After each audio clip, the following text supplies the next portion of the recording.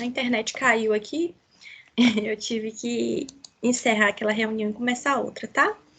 Então, eu vou projetar de novo aqui para vocês os slides. De onde a gente parou. Então, paramos aqui em princípios fundamentais da célula. Então, todo e qualquer ser vivo é formado por células, pois elas são as unidades morfológicas dos seres vivos. Então, é a célula que dá a forma do ser vivo. São as unidades funcionais. O que quer dizer função? Todo o metabolismo dos seres vivos depende das propriedades da célula. Então, o metabolismo, ou seja, locomoção dos animais, respiração, transpiração, fotossíntese, conversão alimentar, digestão, tudo isso faz parte do metabolismo, né? E quem determina esse metabolismo é o tipo de célula, ok? As células sempre se originam de uma célula pré-existente a partir da divisão celular. Então, vocês viram lá a teoria da origem celular, da origem das células, né? Vocês viram que as mitocôndrias e os cloroplastos estão relacionados a essa teoria de origem das células, porque eles apresentam o material genético próprio, então eles têm a capacidade de se autorreplicar, de criar cópias de si mesmo. As células, então, apesar das diferenças entre os mais diversos tipos de células, todos os seres vivos são constituídos por elas. Então, tanto a bactéria, o fungo, o ser humano, as plantas são constituídos de células. Cada um com a sua característica, né? Mas todos são constituídos de células. Então, as células procariotas são as células daqueles organismos que não possuem o material genético individualizado por um núcleo. São chamadas células procariontes. Exemplo dessas células procariontes, a gente tem as bactérias. Então, observe aqui. Aqui é o citoplasma, tá? A gente tem ribossomos dispostos no citoplasma. E temos a parede celular e aqui o material genético todo disperso no citoplasma. Tem algo separando, delimitando o material genético do citoplasma? Não tem. Por isso que ela é uma célula procarionte, ou procariota. Porque ela não tem um núcleo, ela tem um material genético disperso no citoplasma. Ok? Já as células eucariotas, elas possuem núcleo. Aqui o núcleo, então elas possuem o material genético delas delimitados por um espaço. O DNA e o RNA, eles não estão dispersos aqui no citoplasma, misturado com as organelas, eles estão num espaço reservado, tanto na célula animal, quanto na célula vegetal, aqui o núcleo. Além dessas duas características mais marcantes, a gente tem a questão das organelas. Observem que as células eucariotas, elas são mais evoluídas. Elas se originaram a partir das células procariotas. Então, elas têm características bem mais avançadas do que as procariotas. Observem a quantidade de organelas que tem nas células eucariotas, tanto na animal quanto na vegetal, em comparação com as células procariotas. As células procariotas basicamente têm material genético e ribossomo. É essencial ter ribossomo, porque o ribossomo vai sintetizar proteína, né? E tem que ter proteína para determinar as características. E material genético também, porque se não tiver material genético, nem sobrevive, porque é o material genético que vai determinar tudo na célula, todas as características, vai delimitar tudo. Então, além do núcleo que delimita o material genético, a gente tem a questão das características evolutivas, como a grande quantidade de organelas. Em contrapartida, o fato de ser mais simples faz com que esses organismos procariotos se reproduzam de forma mais rápida e consigam sobreviver em ambientes mais inóspitos do que os organismos eucariotos, que já têm um outro nível de exigência. Então, ele não sobrevive nos ambientes, por exemplo, que as bactérias sobrevivem. Por que ela sobrevive assim e se prolifera tão rápido? Porque ela é muito simples. Né? Ela não é tão complexa quanto os eucariontes. Ela é mais simples, ela consegue se reproduzir mais rápido. ok? Então, os procariontes, ausência de núcleo, o DNA não está envolvido por um envelope membranoso e não se associa a proteínas para formar cromossomos. Então, o DNA está aqui disposto no citoplasma. Esse exemplo aqui é da E. coli bacterium, da bactéria E. coli. Enquanto que os eucariontes, o DNA é encontrado nos cromossomos associado a proteínas, que a gente vai ver daqui a pouco, que são as estonas, que estão em um núcleo delimitado por uma membrana. Então, as células eucarióticas são divididas em diferentes compartimentos que realizam diferentes funções.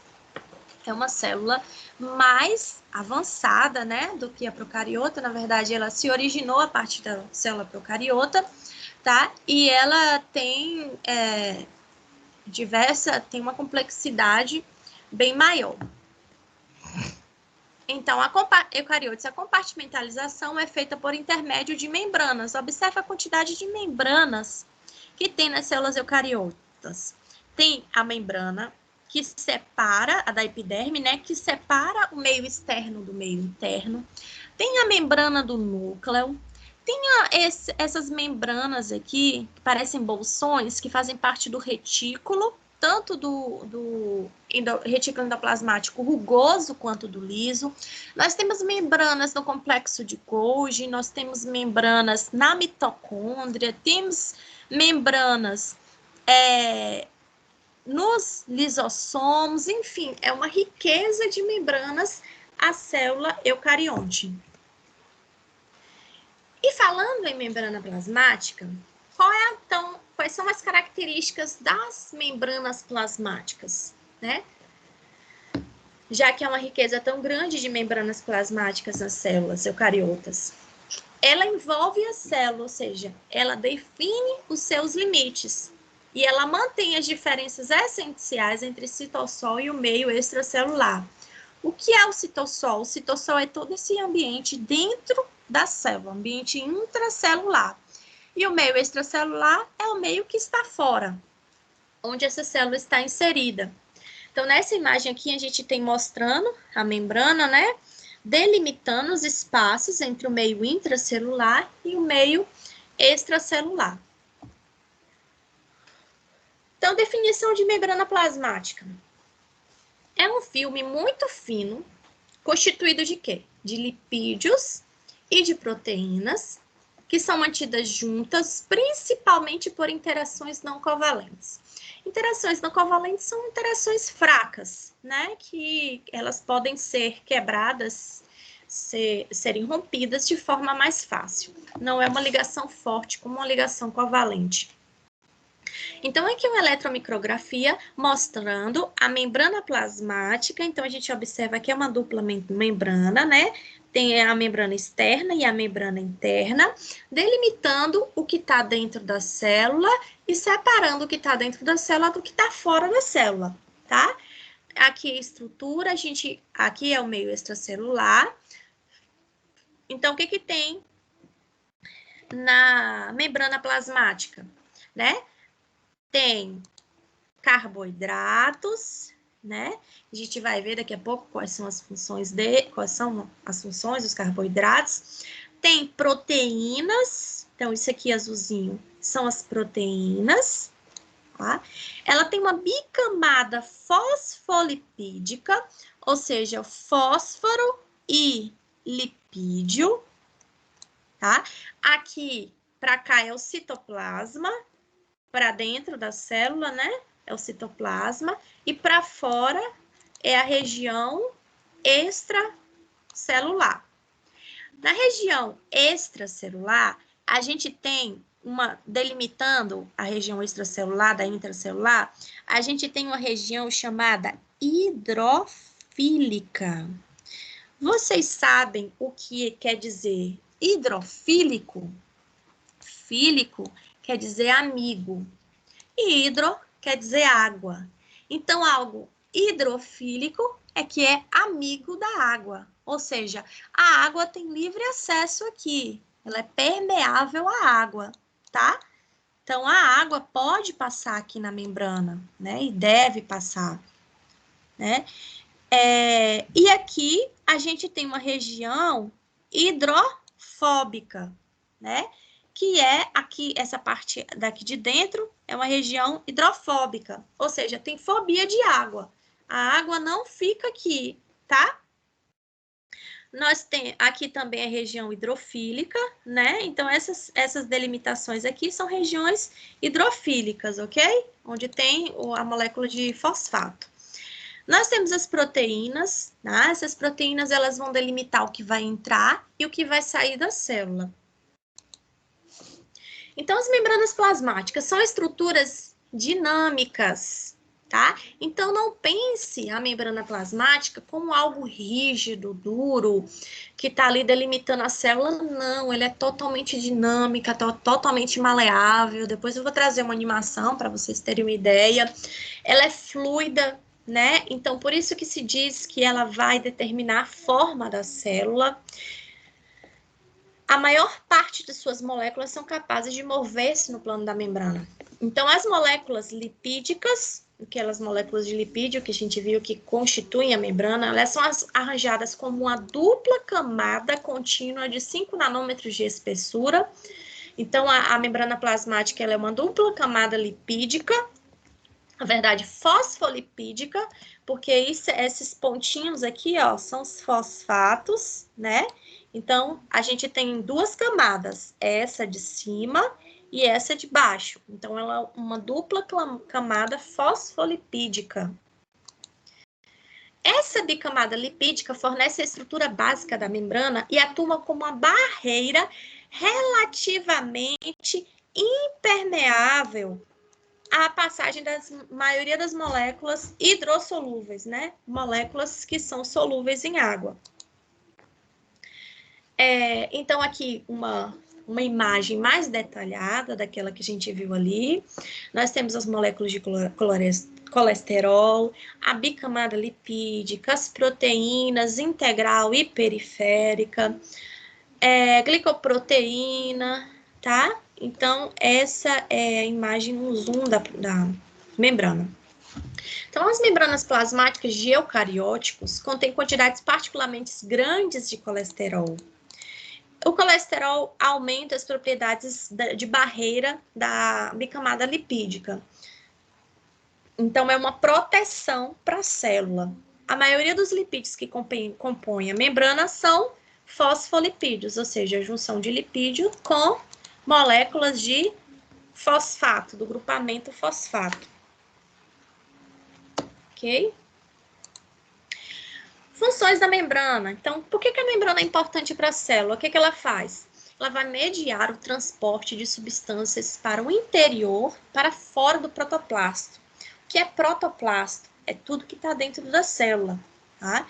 Então, ela vai dizer o que pode entrar e o que pode sair. Por exemplo, se tem um patógeno e as proteínas que estão ali, aqui na membrana plasmática, reconhecem esse patógeno, elas vão fechar a entrada e não vão deixar esse patógeno entrar na célula. Claro que se a planta estiver saudável, bem nutrida e com todo o processo de sinalização em dia. Se ela estiver doente, se ela estiver com déficit nutricional, com déficit hídrico, ela não vai ter produzido tanta proteína porque ela está em fase de economia de energia para a sua sobrevivência e talvez esse patógeno entre e faça uma festa. Mas em condições normais, de nutrição em dias, de irrigação em dias, o patógeno vai tentar entrar e a célula saudável não vai permitir que ele entre, porque essas proteínas vão barrar a passagem dele. O vírus vai tentar entrar e ele não vai conseguir. Ela traduz sinais hormonais e do ambiente envolvido no controle do crescimento celular e diferenciação celular. Então, essas proteínas vão reconhecer no ambiente, por exemplo, se há luminosidade, se há disponibilidade de água, por exemplo, para abertura e fechamento, ou fechamento dos estômatos. Questão de transpiração, né? Ela transpira, né, para ela poder manter a temperatura na célula, é uma estratégia de sobrevivência. E todas essas informações, né, que em interação com o ambiente, quem vai mediar são as proteínas aqui que estão na membrana plasmática. Então, a membrana plasmática é como se fosse o porteiro da escola, lá do Fibaiano. Entra um cara lá mal encarado ou bem encarado, não sei.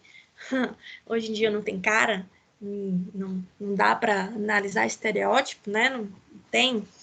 E aí, ele quer entrar no Ifibaiano para fazer atrocidades, ou então ele já entra com a arma na mão, o porteiro vai deixar entrar? Não vai deixar entrar, né? Se ele tiver bem amparado, ele vai conseguir fazer alguma coisa para esse cara não entrar. Então, é a membrana plasmática protegendo tudo que está dentro da célula, bom? O citoplasma é o local em que as organelas estão dispersas, tá? Então, nós vimos aqui a parte mais externa, né? A membrana plasmática. Opa, a coordenação motora mandou lembrança. Tudo que está dentro da célula aqui, né? O citoplasma. O citoplasma é o espaço intracelular, ou seja, dentro da célula, entre a membrana plasmática e o envoltório nuclear. O envoltório nuclear é esse aqui, onde fica armazenado o material genético, em seres eucariontes. Porque nos seres eucariontes é a membrana nuclear. Enquanto nos procariotos corresponde à totalidade da área intracelular. Então, tudo que está aqui dentro em procarioto é citoplasma. E eucarioto é o que está entre o núcleo e a membrana plasmática. O citoplasma é preenchido por uma substância semifluida denominada hialoplasma. Então, o hialoplasma, ele parece um gel, em que as organelas elas estão todas flutuando nesse gel. Então, a mitocôndria ela não tem uma casa específica na célula, um número, uma rua. Ela não é fixa em um lugar. Os ribossomos, nenhuma organela é fixa em um lugar. Eles estão o tempo inteiro dispersos nesse material fluido que é o hialoplasma. Então, aqui uma visão geral da célula. A membrana plasmática é isso aqui, que separa o que está dentro da célula do que está fora. Aqui é o núcleo, então a gente pode observar que isso aqui é uma célula eucariota, já que ela apresenta um núcleo, né? E todas as outras organelas que a gente vai ver uma por uma, tá bom? Citoplasma é o componente não solúvel do citoplasma, é constituído por organelas, mitocôndria, cloroplasto, lisossomos, peroxissomos, ribossomos, vacúolo, citoesqueleto e outras estruturas moleculares, aparelho de Golgi e retículo endoplasmático. Estão todos dispersos no citoplasma. Nós vamos estudar um por um. Núcleo. O núcleo é a estrutura que abriga os genes. O que são genes? É um material genético que vai determinar todas as características da célula. Ele codifica para a síntese de proteínas e programa toda a atividade celular. Então, fazendo analogia lá com a escola, o núcleo seria a direção, né? A direção que vai organizar todas as outras atividades, tá? Então, o núcleo é isso aí. Dentro do núcleo, delimitando o núcleo do espaço do citoplasma, a gente tem a carioteca. A carioteca é a membrana do núcleo, tá? Ela envolve o núcleo das células eucarióticas, é formada pela lamela interna e lamela externa. Entre essas membranas existe um espaço denominado perinuclear. É dotado de numerosos poros, então o núcleo ele é rico em poros. Estão vendo aqui, ó? Porque como é que o núcleo, se ele é separado por uma membrana, como é que ele vai se comunicar? Como é que ele vai mandar o RNA mensageiro, por exemplo, para o citoplasma, para a produção de proteínas? Ele é totalmente poroso. Os elementos químicos, água, nutrientes, eles vão passar aqui por esses poros, tá? E em direção ao ambiente intracelular para se comunicar, mandar informação e fazer tudo que tem que fazer na célula. Então, ele permite a comunicação do citoplasma com o material nuclear. Aí, aqui eu trago um desenho mais exemplificado, né? Os poros do núcleo, o nucleolo, nucleoplasma, membrana interna e membrana externa. A membrana também ela é formada por uma bicamada fosfolipídica, assim como a membrana plasmática. No núcleo, a gente tem a cromatina. A cromatina, ela representa o material genético que está contido na célula. As cromatinas, elas são proteínas conjugadas, ou seja, nucleoproteínas. Imagina aqui a molécula de DNA. A molécula de DNA, ela tem essa forma em dupla hélice e ela é bem grande, são milhares de pares de base. Pense num fio que se você esticar, você consegue dar várias voltas no Maracanã. Como é que esse fio vai caber dentro de uma bolinha microscópica? Como? Como é que acontece essa mágica? Quem faz essa mágica são as proteínas chamadas histonas. É como se ela pegasse tudo isso aqui, enrolasse bem enroladinho em pacotinhos e amarrasse. E esses pacotinhos vão se juntando cada vez mais e vão formar os cromossomos. E aí, esses cromossomos estão aqui no núcleo celular, tá? Mas se você for esticar isso aqui, ele vai ficar bem grande, tá? Então, é como se você pegasse um elástico, enrolasse esse elástico, e fizesse vários pacotinhos para conseguir caber dentro de uma caixinha, tá? Então, aqui é o núcleo, a gente tem a carioteca, que é a membrana nuclear, cromatina, que é o material genético, aqui são os poros do núcleo, que realizam a comunicação entre o ambiente interno e o citoplasma, o nucleolo, que a gente vai estudar a função dele também, ele atua no processo de produção de ribossomos, que estão relacionados à produção de proteínas. E o retículo endoplasmático rugoso, ele fica aqui, ó, ao redor do núcleo. E os seus ribossomos aderidos, nós vamos estudar isso também daqui a pouco. Qualquer dúvida, vocês podem deixar um comentário e me procurar posteriormente que a gente soluciona.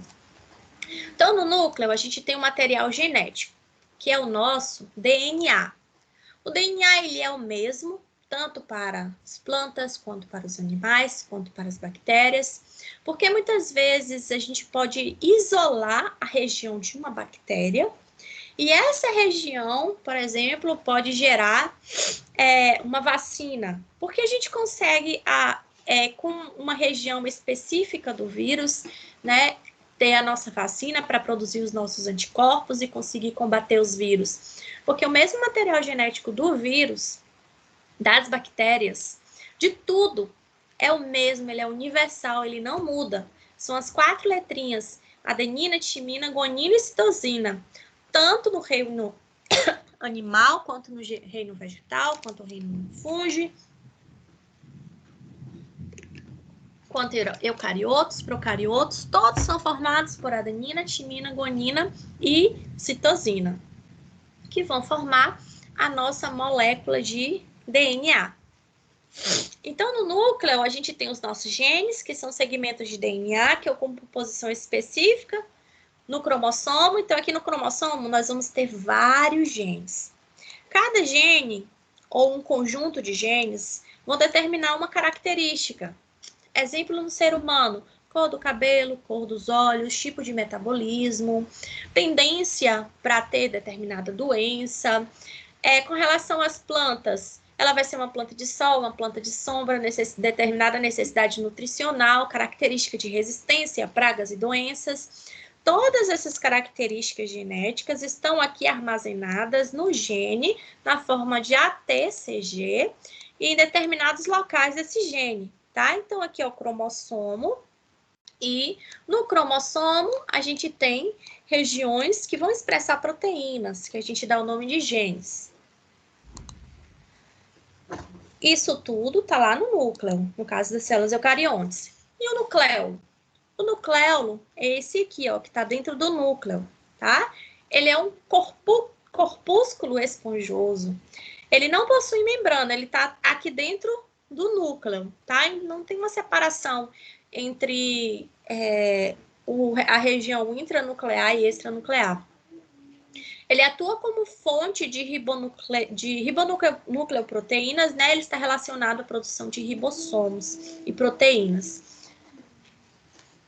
Quando a gente vê a palavra síntese, quer dizer produção. E o citoesqueleto? O citoesqueleto, se a gente for fazer uma associação, é como se fossem os nossos ossos. Ele está ali no interior da célula, dando forma à célula, ok? É como se fossem os nossos ossos. Aqui uma imagem, são essas ramificações, né, que dão forma à célula. É o esqueleto da célula, mantém a forma, a organização do espaço interior, proporciona capacidade de movimentação, apresenta papel fundamental no processo de divisão e diferenciação celular, é o depósito de parede, manutenção da forma, todas essas características que se assemelham ao esqueleto. Então, aqui, todo o interior da célula, ele está, o citoesqueleto tem uma ramificação aqui, né, dando forma à célula. Ah, porque isso tudo aqui dentro é muito fluido, é muito solúvel, digamos assim, tá todo mundo muito solto. Então, tem que ter um esqueleto para poder dar forma a isso aqui, tá? Então, ele é formado por filamentos de actina, por microtúbulos. E as mitocôndrias? A gente ouve tanto falar de mitocôndrias, né? Qual seria a função das mitocôndrias? As mitocôndrias são como se fossem as usinas de energia da célula. Elas são fundamentais para a produção de energia. É dentro da mitocôndria que ocorre a respiração. Então, dependendo do organismo, ele vai ter mais ou menos mitocôndria. Se ele está gastando muita energia, ele precisa respirar bastante, né? Então, ele vai ter muita mitocôndria, tá? Isso envolve o gasto de ATP, que é trifosfato de adenosina. Então, são nas mitocôndrias que ocorrem os processos de respiração celular, onde moléculas orgânicas, a exemplo da glicose advinda da fotossíntese, são quebradas, liberando energia, que é então transferida para a forma de ATP. ATP é uma forma de energia mais disponível para a planta, né, que a planta pode absorver na mesma hora e conseguir continuar com seus processos metabólicos.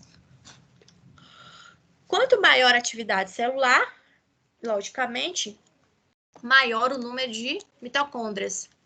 E ela também é formada por duas membranas lipoproteicas. Então, a mitocôndria, a sua estrutura. Na membrana externa, ela apresenta muitas enzimas. A membrana interna, ela apresenta transportadores e a ATP sintetase, tá? Que está relacionada à produção de energia. E ela produz essa região aqui, ó, a matriz mitocondrial, que apresenta o DNA mitocondrial, ribossomos e enzimas. Então, tem uma teoria, né, de que as mitocôndrias são os organismos primitivos que apresentam material genético, então eles têm a capacidade de autoduplicação, de fazer cópias de si mesmo. E aí a teoria de que a membrana englobou a mitocôndria e a partir daí que as células foram formadas. E no caso dos cloroplastos, que a gente vai ver daqui a pouco, a membrana englobou os cloroplastos e as células vegetais começaram a se desenvolver. Então, mais fotinhas aqui de mitocôndrias, tá? O material genético. Então, uma organela que tem material genético fora do núcleo, mitocôndria, no caso de células animais. E no caso de célula vegetais, mitocôndria e cloroplasto. Então, a mitocôndria, ela tem a matriz, ela tem a enzima ATP sintase, que vai produzir ATP, energia. Aqui são as cristas mitocondriais. Ela apresenta uma membrana externa e uma membrana interna. Então, ela é responsável pela respiração celular.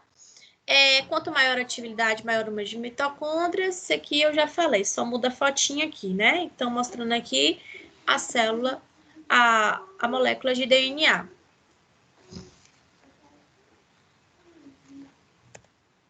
Lisossomos. Nós realizamos a digestão. Quando a gente come algum alimento, no nosso organismo, a gente faz a digestão, não faz? Então, com as plantas não é diferente. Elas também fazem a digestão. Quem faz a digestão são enzimas. Então, os lisossomos são estruturas ricas em enzimas digestivas. São capazes de digerir um grande número de produtos orgânicos. Então, qual a função dos lisossomos? Realizar a digestão intracelular.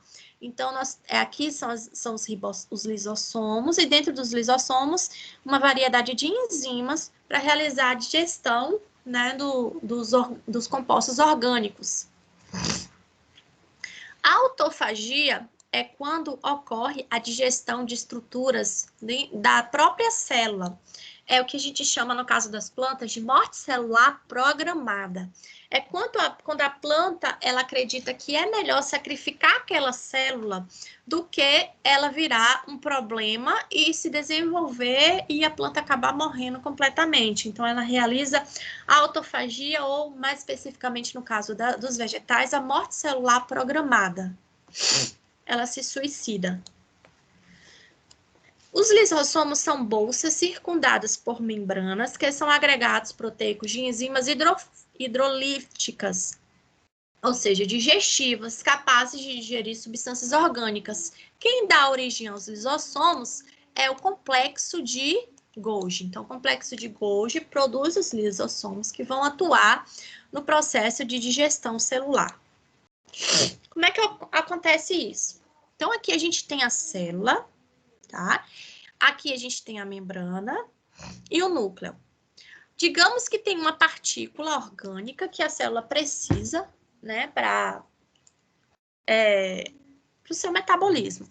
A membrana, o que ela faz? Ela engloba essa partícula entra na célula, mas ela é muito grande. Ela precisa ser digerida, ou seja, ser transformada em moléculas pequenas. Então, vem os lisossomos aqui, ó, circundam essa partícula ser digerida, quebram ela em pedaços menores. O que é de nutriente, a célula absorve, e o que é de resíduo, ela expulsa para o meio extracelular, que a gente dá o nome de plasmocitose. Sabe que os nutrientes, às vezes, eles vêm na forma sólida ou na forma líquida. Quando os nutrientes vierem na forma sólida, é esse processo aqui, que a gente dá o nome de fagocitose. É o mesmo processo. A membrana engloba a partícula sólida, os lisossomos vêm e realizam a digestão. Quando for uma partícula líquida, o processo é do mesmo jeito, só que a gente dá o nome de pinocitose, mas acontece do mesmo jeito. Os peroxissomos são pequenas vesículas semelhantes aos lisossomos. Ele também apresenta enzimas, porém os peroxissomos são enzimas que vão fazer um processo de limpeza da célula dos radicais livres. Vocês já ouviram falar dos radicais livres? No caso do ser humano, os radicais livres são terríveis. Eles aumentam a quantidade de rugas, eles envelhecem a célula, né? Eles criam compostos tóxicos para a célula, causam envelhecimento. Então, a indústria da beleza tem produzido cada vez mais produtos que combatam esses radicais livres. Vocês acham que isso é só das células animais? As plantas também têm radicais livres. São produtos do metabolismo secundário, né? Quebras de moléculas que não foram quebradas 100%, que ficaram pedaços. Esses pedaços são altamente reativos, a exemplo das hidroxilas, dos íons de oxigênio, né? Então, são moléculas altamente reativas que se ligam a outras, causando danos. E há quem combata isso nas células, são os peroxissomos, que eles têm enzimas específicas que vão atuar nesses radicais livres, convertendo eles em moléculas não tóxicas, a exemplo da água, né? Então, exemplo, água oxigenada, o peróxido de hidrogênio, é um produto tóxico para a célula, ele danifica. Então, os peroxissomos, eles fazem o processo de desintoxicação celular. A gente não tomou chá verde, aquelas vitaminas lá nas academias, tudo verde, para poder combater os radicais livres, limpar. Então, as plantas também têm radicais livres, tá? E são os peroxissomos que fazem esse combate. E elas também envelhecem se esses radicais livres se desenvolverem nelas sem nenhum tipo de combate. E aí, os ribossomos. Ribossomos, eles são organelas importantíssimas para a célula vegetal, tanto a vegetal quanto animal. Tanto os organismos eucariotos quanto os procariotos, eles possuem ribossomos, né? Eles são locais da síntese de proteína. Então, se não tiver ribossomo, não tem proteína. É no ribossomo que ocorre a produção de proteínas, e as proteínas vão determinar todas as características, todas as funções na célula. O produto da informação genética que vem lá do núcleo, do material genético. Então, as proteínas são de extrema importância. Por tabelas, ribossomos também são, porque é no ribossomo que ocorre esse processo, tá? Então, é uma organela não membranosa, que é composta de RNA ribossômico e proteínas. Ela encontra-se presente nos eucariotos e nos procariotos. São encontrados livres no citossol, na forma de polissomos. Na forma de polissomos, eles estão presos ao retículo endoplasmático rugoso, tá? Então, o ribossomo, ele possui duas subunidades. Essa subunidade maior e essa subunidade menor. E aqui dentro dele, uma molécula de RNA é lida e produz a junção de vários aminoácidos que vão produzir a proteína.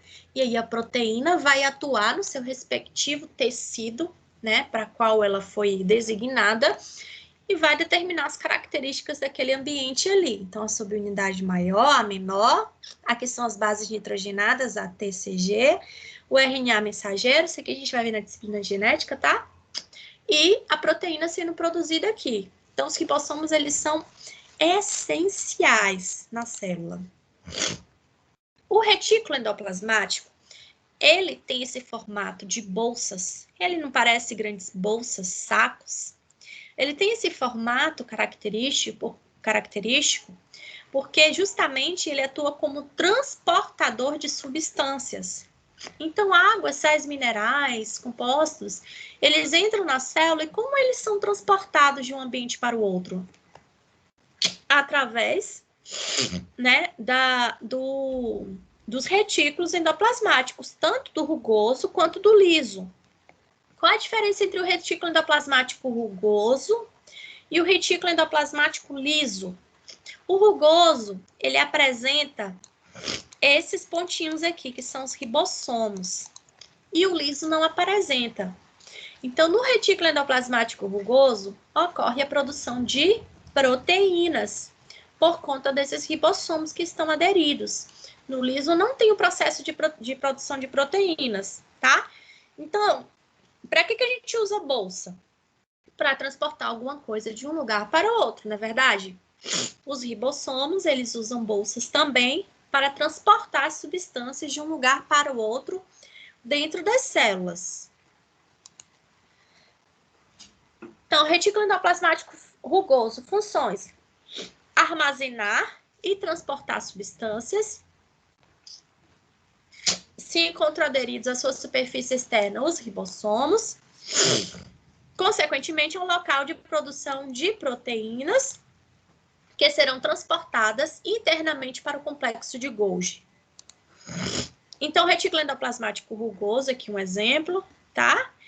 Liso, rugoso e complexo de Golgi. Porque você sempre vai ver o retículo endoplasmático rugoso próximo do complexo de Golgi. Porque as proteínas que ele vai produzir aqui, nos ribossomos, serão direcionadas para o complexo de Golgi. E o retículo endoplasmático liso, qual é a função dele? Ele armazena e transporta substâncias, ele produz lipídios, tá? Ele não produz proteínas, mas ele produz lipídios. Ele tem um formato tubular, né? Parece uns tubos. E o complexo de Golgi? Ele é o sistema central de distribuição da célula, né? Ele é o centro de distribuição da célula. Por isso que as proteínas que são produzidas no retículo endoplasmático, elas vão para o complexo de Golgi. Porque o